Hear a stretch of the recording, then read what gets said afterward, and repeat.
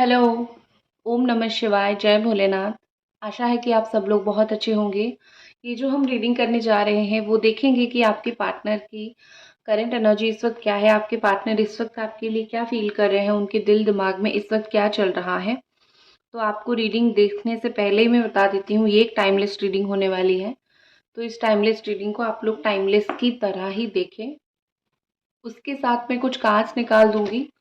ठीक है, जैसे ऐसा फील ना हो कि सिर्फ कार्ड रीडिंग जो है वो कैंडल के थ्रू हो रही है। कहीं ना कहीं कार्ड की एनर्जी के साथ मैचअप करके हम रीडिंग करेंगे। ठीक है, चलिए हम स्टार्ट करते हैं।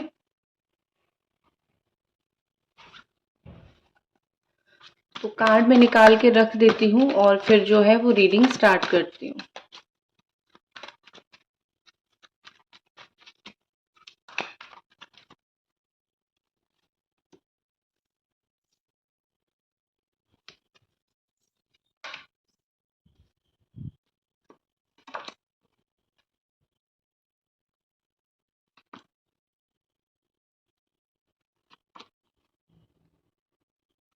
ठीक है,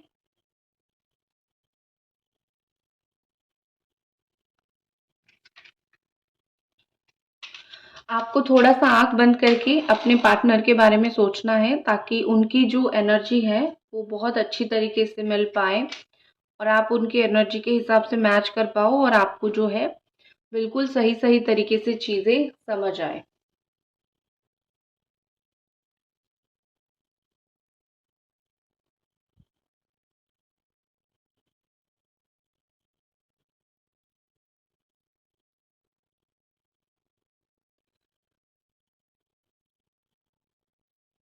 बहुत ज़्यादा परेशान है, बहुत ज़्यादा दुखी है, बहुत ज़्यादा उदास है। ऐसा दिख रहा है कि वो जो कर रहे हैं उन वो बहुत पछता रहे हैं। सबसे पहली बात यहाँ पे बहुत पछताना, बहुत तकलीफ होना, इंसान अंदर ही अंदर घुटना, इंसान को रिग्रेट होना।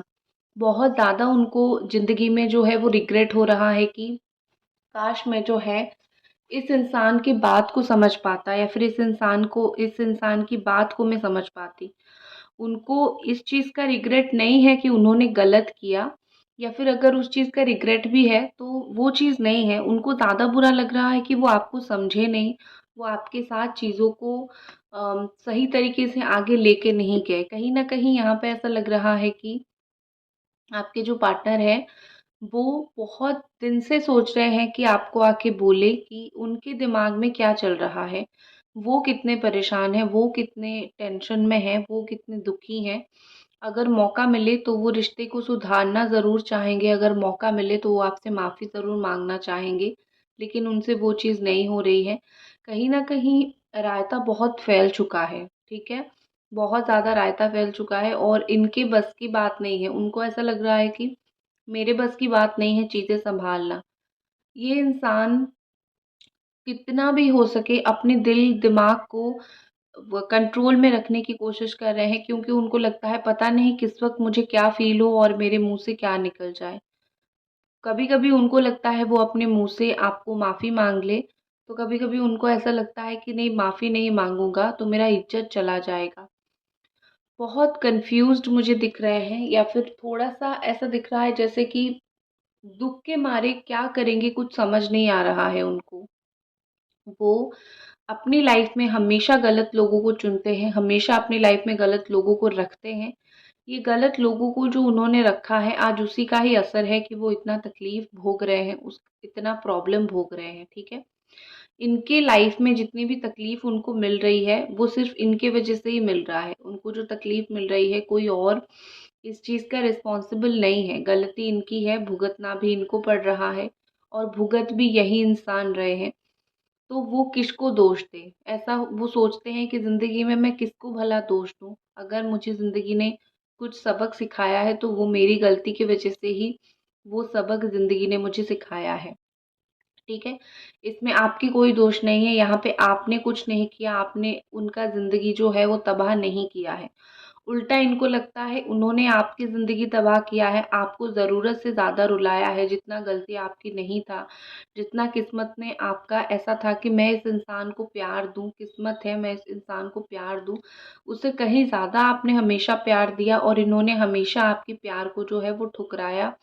और अब कहीं न कहीं उनको लग रहा है कि मैंने जो प्यार ठुकराया उसी चीज़ की वज़ह से मुझे सही इंसान अपनी लाइफ़ में इस वक़्त नहीं मिल रहा है। ठीक है? जो आपको प्यार करता है, अगर एक वक़्त पे आप उसी को ही ठुकराओगे, तो दूसरे वक़्त पे वो इंसान मिलेगा नहीं और जो मिलेगा वो आपको बहुत ज़्यादा दुःख देगा।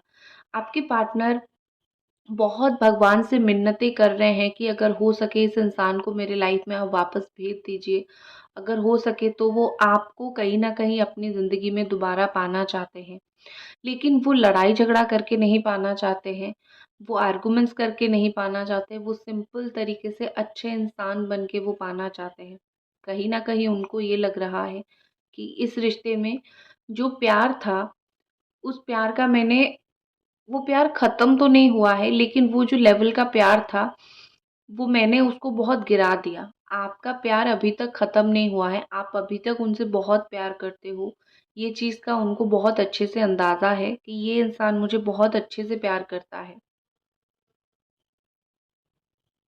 लेकिन कहीं न कहीं उनको ये भी एक चीज़ पता है कि आपका जो प्यार है ना, आपका जो पेशेंस लेवल है, आप जितना पेशेंसली इस इंसान से प्यार आपने किया था, आपको उन्होंने क्या दिया, ठीक है? और आप जैसे अभी आप कौन-सी ज़िंदगी जी रहे हो, अभी आप कितनी तकलीफ़ भरी ज़िंदगी जी रहे हो, ठीक है? तो इसीलिए यहाँ पे ऐसा दिख रहा है कि आपके पर्सन जो है वो आपको और ज़्यादा यहाँ पे तकलीफ़ देना नहीं चाहते हैं।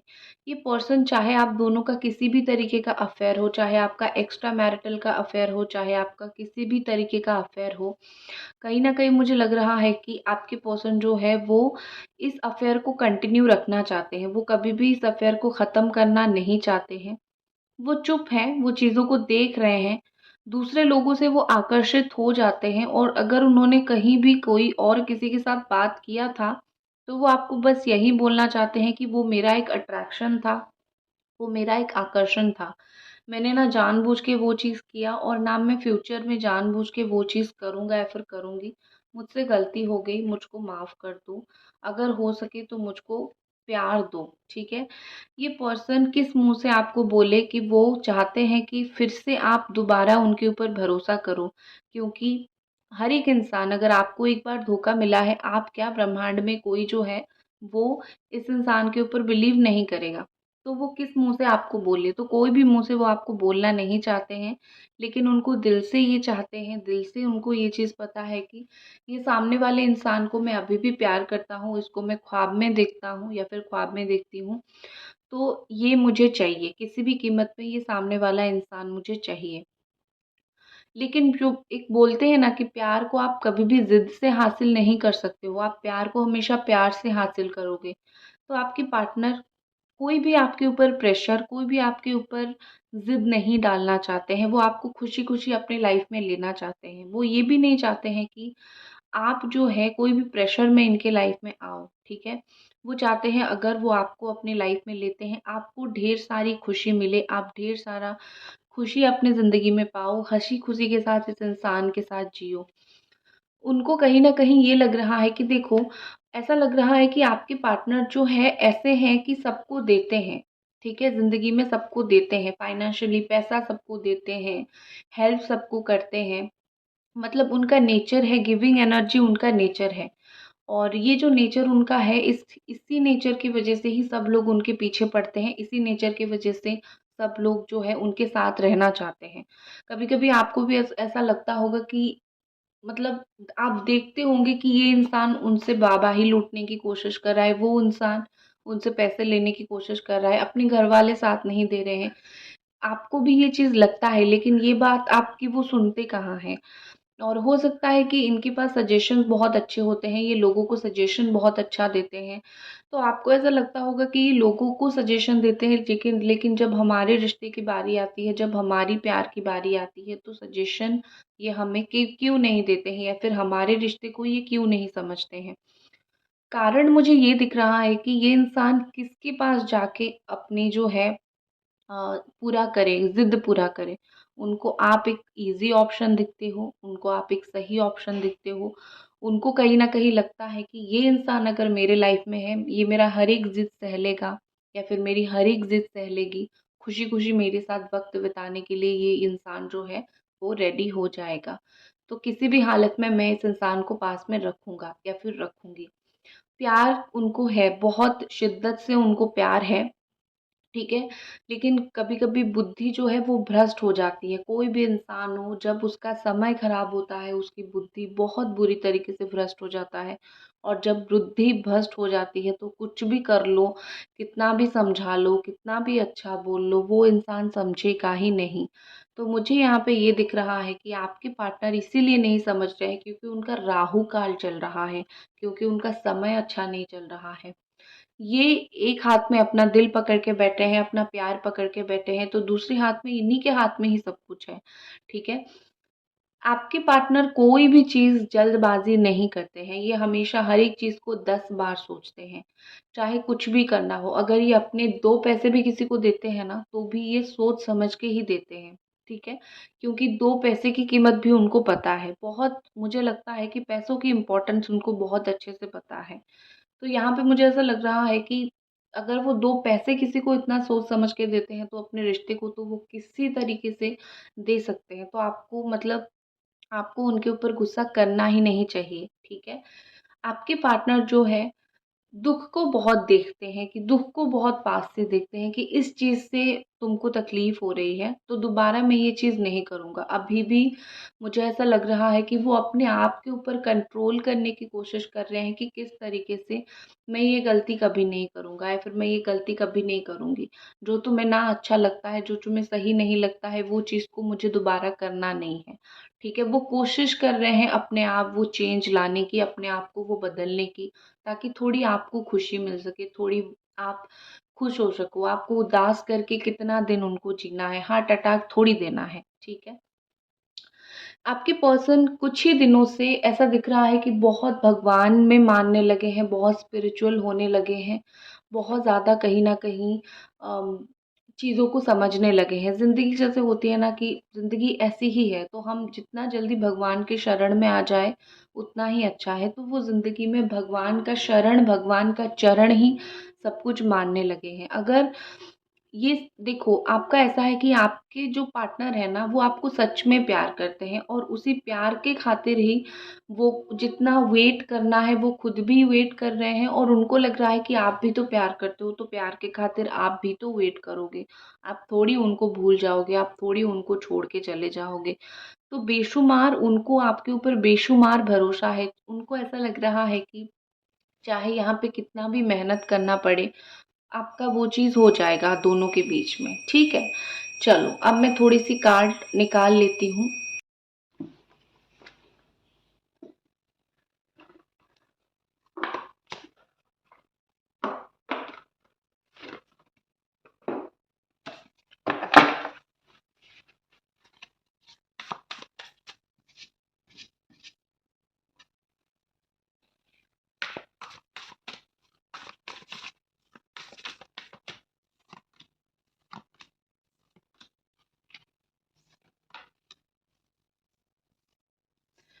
ठीक है, सो यहाँ पे ऐसा दिख रहा है कि वो जो है ना, वो बिल्कुल एक बच्चे की तरह है। आप उनको चाहे जितना भी समझाने की कोशिश कर लो, जितना भी डाँट-फटकार देने की कोशिश कर लो, कुछ बच्चे बहुत ज़िद्दी होते हैं, ठीक है ना? कुछ बच्चों को आप कितना भी समझा लो, बड़े ही ज़िद्दी होते हैं। कैसे छुपा के क्या करेंगे आपको कुछ भी समझ नहीं आएगा, आपको कुछ भी पता नहीं चलेगा। तो मुझे आपके पार्टनर बेशक बिल्कुल उसी तरीके से दिख रहे हैं। अपने हिसाब से वो चीज़ें सोच रहे हैं, अपने हिसाब से चीज़ें कर रहे हैं। जितना भी उनको समझा लो, जो वो समझे होंगे बस वही समझे होंगे। मतलब ये कि जो मैंने सोचा है वही ठीक है, तुम जो सोच रहे हो सकता है तुम सही हो लेकिन मुझे सुनना नहीं है। तो मुझे ऐसा दिख रहा है कि बहुत ज़्यादा ही वो आउटस्पोकन होना चाहते हैं, बहुत ज़्यादा वो कुछ जैसे दिल में बहुत कुछ भड़ास है बस बोल देना चाहते हैं, निकाल देना चाहते हैं। उनको जो सही लगता है अगर कोई बहुत पुरानी एक ऐसी गलती हो जो पॉइंट आउट उन्होंने नहीं किया है, वो उस चीज़ को पॉइंट करना चाहते हैं कि मुझे पता है ये तुम्हारी गलती थी, इस पॉइंट पे तुमने गलती किया था और आज तक मैंने इसके बारे में कुछ नहीं बोला। तो ये ना ऐसे इंसान हैं, बचपना इनके अंदर है, कुछ चीज़ों को छोड़ नहीं पाते हैं, कुछ कुछ चीज़ों को ऐसा नहीं कर पाते हैं कि ठीक है जाने दो, सब्र करो, चीज़ें सही हो जाएगा। ऐसे वो बिल्कुल भी नहीं है, वो ऐसे हैं कि मतलब मेरा ज़िद है तो मेरा ज़िद है। और यहाँ पे ऐसा लग रहा है कि अपना ज़िद का उन्होंने बहुत कुछ कर लिया। अब ज़िद करने के बाद अब उनको समझ आ गया है कि ज़िद से मुझे कुछ नहीं मिला। मुझे ज़िद से जो चीज़ मिला है वो सिर्फ़ ये है कि डिसअपॉइंटमेंट और गलती। तो अभी ना अगर मैं थोड़ा-सा सही करूँ, अगर मैं थोड़ा-सा समझाऊँ, मैं खुद समझ जाऊँ तो चीज़ें ऑटोमेटिकली जो है वो अच्छा होना स्टार्ट हो जाएगा। तो अभी मुझे उनके अंदर हो सकता है कि आप दोनों के बीच में बहुत ना उम्र का फ़र्क है या फिर तजुर्बे का बहुत फ़र्क है। जिस तरीके से आप ज़िंदगी को देखते हो उस तरीके से ये इंसान ज़िंदगी को नहीं देखते हैं। ये ज़िंदगी को अपना फ्रेम के तरीके से देखते हैं, ठीक है? नासमझ इंसान की तरह देखते हैं। तो इनके लिए ज़िंदगी जो है वो बड़ी ऐसी है कि जितना मुझे दिख रहा है दुनिया उतनी ही है। लेकिन ये सब मनमानी करके, लेकिन ये सब चीज़ें करके लास्ट में क्या हुआ पता है? लास्ट में वो ही टूट गए, उन्हीं के साथ ही गलत हो गया, वही ज़िंदगी में पछता रहे हैं, ठीक है? तो अगर वो पछता रहे हैं तो वो अपनी वजह से पछता रहे हैं। नंबर 7 का कार्ड है, बहुत उथल-पुथल उनकी ज़िंदगी में आ रही है, बहुत इस रिश्ते में। और भी अगर वो जहाँ पे है उस तरीके से सोचते, अगर वहाँ पे रुकते तो ज़िंदगी में और भी बड़ी-बड़ी प्रॉब्लम्स आ सकती थी। लेकिन किस्मत ने उनको वहाँ से बाहर निकाला है। किस्मत में किस्मत ने जो है उनको थोड़ी अक्ल दिया है, उनको थोड़ी सद्बुद्धि या फिर किस्मत ने उनको थोड़ी बुद्धि दिया है कि उनको क्या करना चाहिए, ठीक है? क्या करना चाहिए, क्या करने से सही होगा। तो किस्मत के भरोसे ये निकल चुके हैं, रियलाइज़ करके चीज़ें निकल चुके हैं जहाँ पे भी वो खड़े थे। वो एक ऐसी जगह पे खड़े थे जहाँ पे चीज़ें काफ़ी हद तक एंडलेस था, ठीक है? लेकिन अभी उनको कहीं न कहीं चीज़ें समझ आ रहा है कि मैं अगर चाहता तो ये सिचुएशन को सही कर सकता था और अगर मेरे हाथ में सब कुछ है तो मैं अब इस सिचुएशन को सही करूँगा। कुछ भी हो जाए सही करूँगा। मुझे ये पर्सन मैजिशियन की तरह बनते हुए दिख रहे हैं। कहीं न कहीं यहाँ पे लग रहा है कि कुछ लोग ऐसे होते हैं जो चुपचाप अपना काम कर लेते हैं और सामने वाले को पता भी नहीं चलता है कि उन्होंने क्या किया।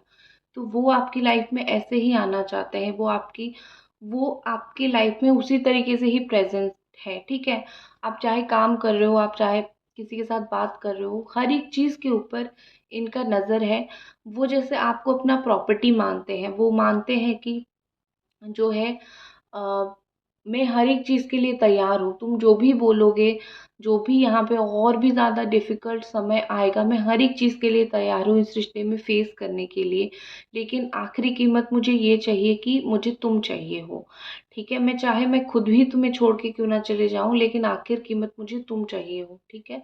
नंबर 1 का कार्ड है, तो कुछ शुरुआत वो भी अपने तरफ से करना चाहते हैं, कुछ शुरुआत हो भी जाएगा।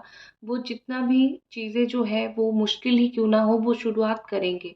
वो बात करना शुरुआत करना हो या फिर कुछ और शुरुआत करना हो, मुझे दिख रहा है कि आप दोनों के बीच में चीज़ें शुरू होगी। और यहाँ पे ऐसा लग रहा है कि चीज़ें बहुत उथल-पुथल होने के बाद एक वक़्त ऑलरेडी ऐसा आ गया है जहाँ पे चीज़ें थोड़ी-सी अच्छा और बैलेंस होगा, ठीक है?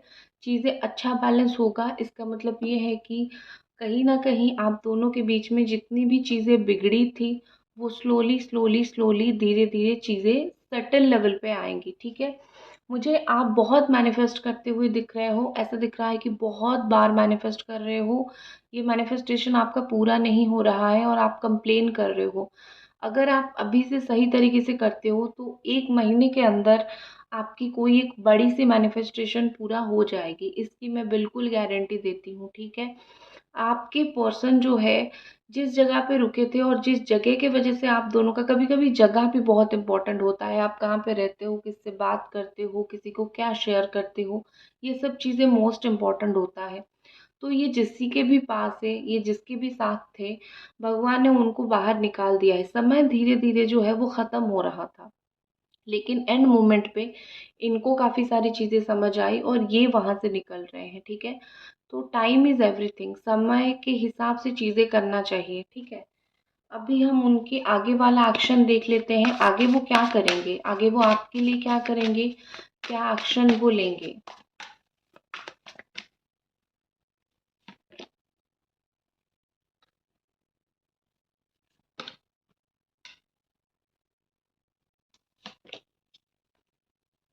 ठीक है, मुझे दोनों के लिए ही मैं आगे देख रही हूँ कि आगे क्या होने वाला है। सबसे पहले तो है नंबर 4 का कार्ड है, ठीक है। तो आने वाले वक़्त में मुझे बहुत ज़्यादा ही ऐसा दिख रहा है कि पक्का हो जाएगा आपका रिश्ता, ठीक है। आपके रिश्ते में जो भी समय चल रहा है, जो भी सिचुएशन चल रहा है, जो कुछ भी चल रहा है, आपका रिश्ता पूरा-पूरा पक्का हो जाएगा।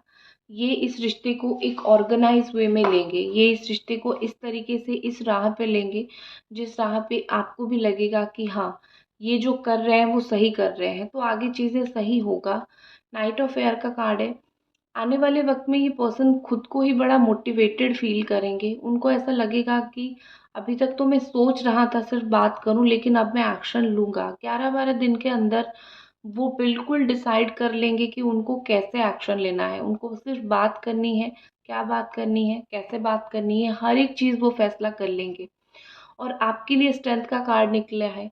तो आपके लिए ये कार्ड यही बताता है कि आपके ऊपर डिपेंड करता है कि आप क्या करोगे, आप इस इंसान को ज़िंदगी में लोगे या फिर नहीं लोगे।